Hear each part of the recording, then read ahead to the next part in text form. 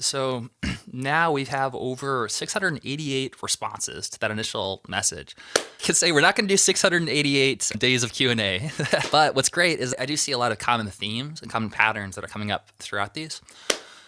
And one of the biggest themes that I saw come up was around this question that came in from David Y. So David said, my biggest challenge right now is overwhelm. I'm trying to tackle so many things while at the same time having a day job and 2 kids. I want to write songs I love, record the songs, create album and band art, release them, distribute them on DistroKid, manage Spotify for artists, publishing on Songtrust, SoundCloud Exchange, BMI, learning how to grow my email list, running Facebook ads, Submit Hub, Apple Music, Amazon Music, YouTube, our website, and all of this in addition to actually being a musician and playing and performing, doing open mic nights, practicing guitar, singing. It's too much. It seems like I can only eat this elephant one bite at a time. I wish I had a way to prioritize my efforts. So overall, it seems like one of the biggest challenges that that David brought up, but also I think all of us, like as humans, one of the biggest things that we face is there's not enough time in the day to do everything that we want to do. So how do we manage and juggle all these different priorities without getting completely overwhelmed? There's 3 main tools that have really made the biggest impact for me in my own life when it comes to prioritizing and accomplishing what's really important and doing it in a way that you can stay grounded and centered and present and not feel overwhelmed. This is what my daily, quote unquote daily rhythm calendar looks like. And this can look different for different people based on your situation, based on your schedule. But ultimately, I think it's really smart to break down what does a perfect day in your life look like in terms of what's your prime focus blocks? Like where do you want to go deep and really block off any distractions and focus on your most important priorities? And I think that usually having 1 to 2 hours in the beginning of the day before you hit fatigue from the entire day, if you're saving your most important tasks until nighttime, then probably what's going to happen is they're going to come up and then you're going to feel drained and you're not going to have the energy to really focus on giving the most important tasks the fuel that they need to make sure that they get accomplished. So a lot of times if our music comes at the end of the day after we've done a full days of work and we've done all this heavy lifting, then we don't really have the creative bandwidth to be able to focus and accomplish meaningful progress in those areas. So my recommendation would be to start by blocking off at least 1 to 2 hours in the morning. And if you have a day job or if you have work or you have something that you have to leave for, then I would recommend waking up a bit earlier and maybe scheduling an extra hour in your day so that you actually can wake up and you can give at least an hour to your music or at least an hour into whatever is your highest priority task. And this is part of, I call it like the RPS system. So, gosh, we're covering a lot of ground here. I geek out about this stuff. When you think about how does a GPS work, a GPS is designed to take you from where you are now to where you want to go. And how does it do that? It needs to know what's your starting position, right? So in order for a GPS to navigate you to where you want to go, it needs to know where you at right now, or else it's not going to be able to navigate you to where you want to get to because it doesn't know where your starting point is, right? So that's kind of step number 1. GPS figures out where are you at now. And then the second thing is that the GPS needs to figure out where do you want to go, right? It's not going to be able to navigate you anywhere unless the GPS knows what's the final destination that you want to get to. And so that's really step number 2. 1 is like figuring out, okay, where are you at right now? That's step number 2. Where do you want to go? What's the final destination? And step number 3 is actually navigating you to get to that destination. Now that it knows your starting point, now that it knows the ending point, it's basically going to navigate you and it's going to put together a path in order to take you from point A to point B. And so the RPS system is basically the same thing, but done for your goal setting.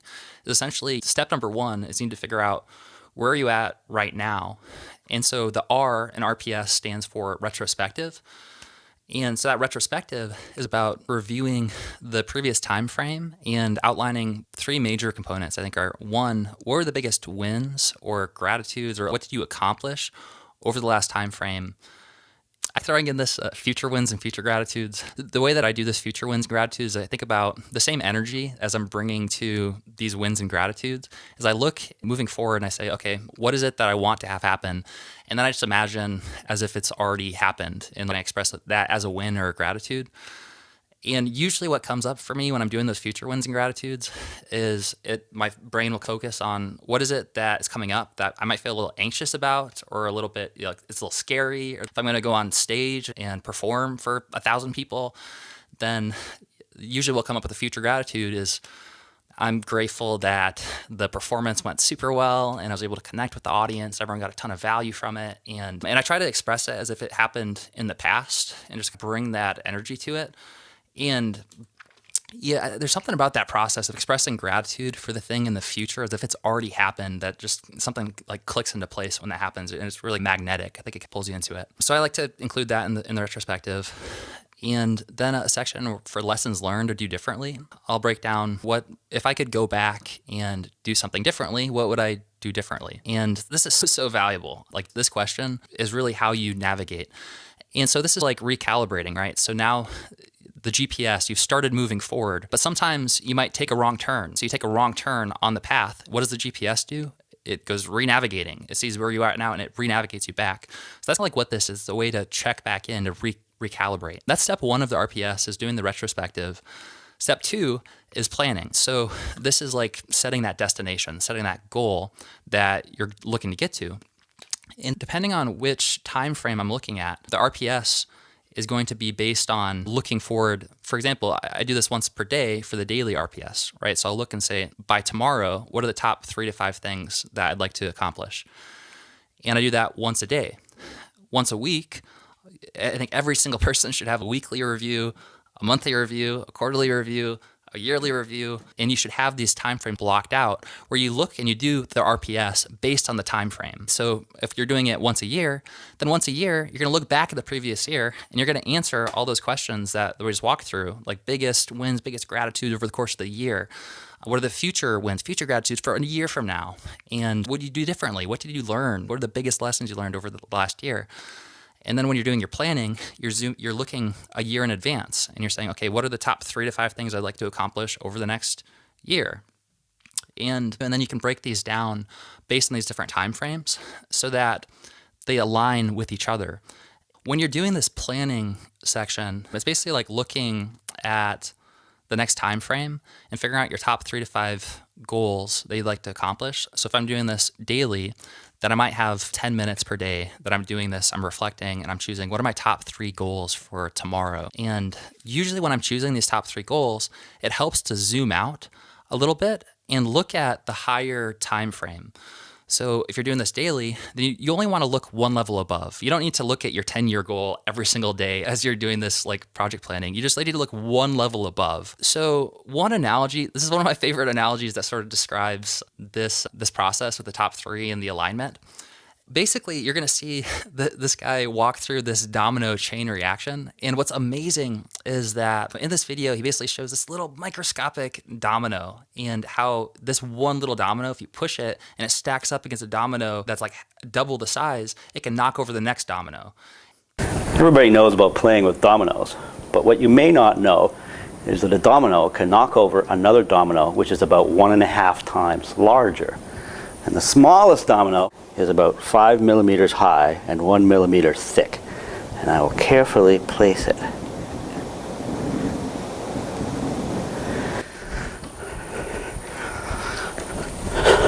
Ready?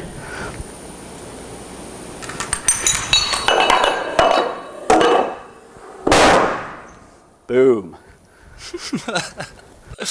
Oh man, that was one of my favorite moments, is when the final one falls and he's just like, boom. And that analogy is so good when it comes to the top 3 project management, the top 3 system. And the idea here is that if you align these goals and you align these tasks so that it's like a domino that knocks over the next domino, then with a little bit of momentum, that alignment can knock over a huge domino. So I think really what you're doing here when you make this top 3 system is you have these massive dominoes that you're looking to knock over. And you're being really intentional when you're setting up your top 3 goals in alignment with the next domino, so that what you're doing is focused on the right path. And it can create that momentum compared to if you aren't being strategic, aren't being intentional, you're just doing everything that pops up on your to-do list and you're bouncing around. It's like you're knocking over all these little dominoes around you all the time. but they're not stacked up against anything bigger. And so you don't have that alignment, you don't have that momentum that you're really taking advantage of. So when I'm choosing tomorrow's top 3 goals, I'm going to look at my weekly top 3 goals and I'm going to say, okay, are these in alignment with those top 3 weekly goals? And then once per week, when I'm doing the weekly review, which might be 30 minutes or so, then I'll zoom out and I'll look at, okay, like what are the top 3 to 5 things for the month that I'm looking to accomplish? And are my next week, are these in alignment with these top goals for the month? And same thing monthly. Once a month, you do the debrief, you look at the next quarter. Are these in alignment with my 90-day goals? And that way, you're staying in sync with the next level up of your reviews, and you're not getting too overwhelmed by looking too far in the future, but you're staying calibrated, you're staying aligned with what's coming up next. We all have a limitless amount of things that we could do. Our to-do list is like the Facebook or Instagram newsfeed, where if you keep scrolling, it's gonna keep feeding you stuff. Like it's never gonna end. There's always gonna be something else to do. So there's never gonna be enough time to do everything. And you can't do everything. So instead, if you identify, instead of having to do everything, what are like the top 3 to 5 things for each of these time frames that you want to stay focused on, then at any point, someone should be able to ask you, what are the top 3 things that you're focusing on this quarter, like over the next 90 days? And you should know off the top of your head, oh yeah, these are my top 3 priorities. So for us with Modern Musician right now, our top 3 priorities are we're launching our NFT marketplace, right? So that's a huge one for us. We have this brand new NFT marketplace, and we just launched our Street Team CRM. So we're integrating that. And then thirdly, we're launching our YouTube channel. That's definitely one of our top 3 to 5 ones. And that's kind of what we're doing right now.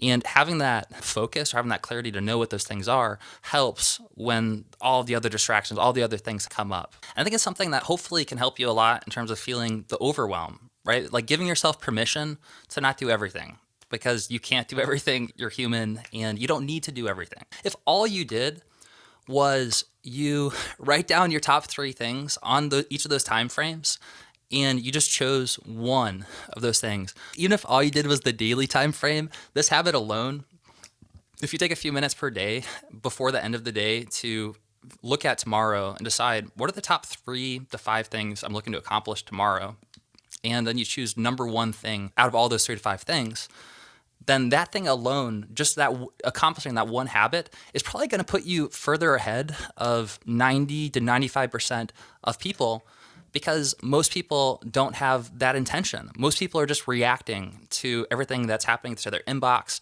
If you have the intentionality to decide what are my top 3 to 5 things on these different time frames and choose your number 1 most important thing, and all you do is that number 1 important thing, you don't do anything else except for that number 1 most important thing, then that's going to serve you more than almost any other kind of productivity hack or anything like that. If you have a question that you'd like to ask, if you want to raise your hand, then we'll bring you on here live. So I see Lexi you're literally raising your hand, which is cool. So let's bring you on here.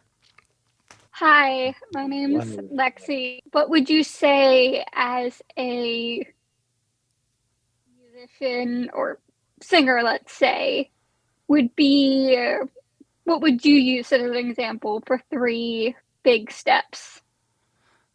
Yeah, good question. So you're wondering, as a musician, as a singer, like what should those 3 things be? So it depends a lot on what's the time frame that you're looking at. It also depends on you and like where you're at. So if you're asking a GPS to navigate you somewhere, again, you need to know what's the starting point and what's your goal. So it's hard for me to just give a blanket statement to say, hey, it's this for everyone.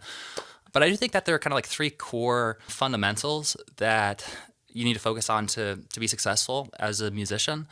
And those 3 kind of core fundamentals are, 1 is like your artist identity, which is anything related to honing your craft, improving your branding, improving your music, and creating a better product that is more valuable to people. So that's a good kind of area of focus. Another area of focus I think is around marketing and lead generation. So it's basically like growing your fan base, reaching new people.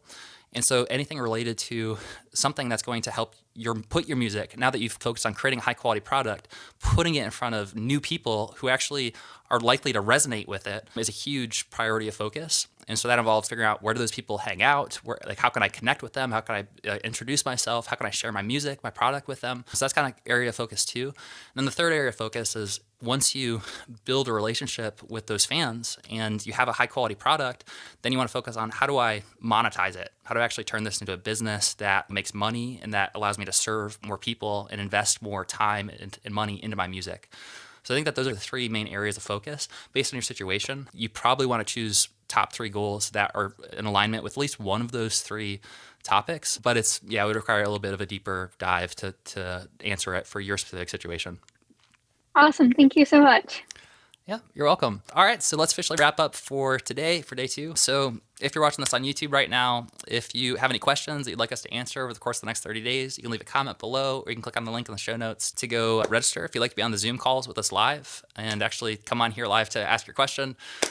And until next time, yeah!